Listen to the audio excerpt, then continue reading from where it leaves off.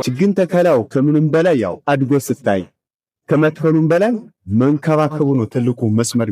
ምክንያቱም ዛሬ ሙሉ ወጥቶ ሰው ተክሏል፣ ግን መንከባከቡን በዚህ ልክ ማስኬድ ስላለበት እኛ ደግሞ ያልነው በየሳምንቱ የመጣን ውሃ ለምናጠጣ ነው አላማችን።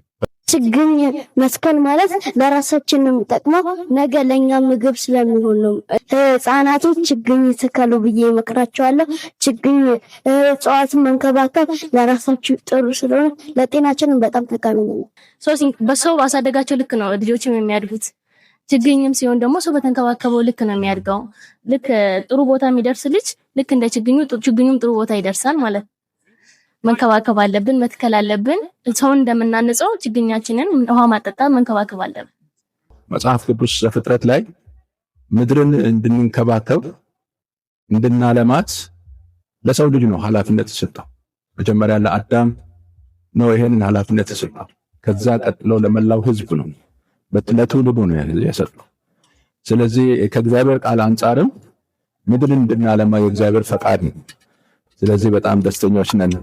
ሁሉ ጊዜ ያለማን ለሚቀጥለው ትውልድ መልካም ነገር እያስቀመጥን እንሄዳለን።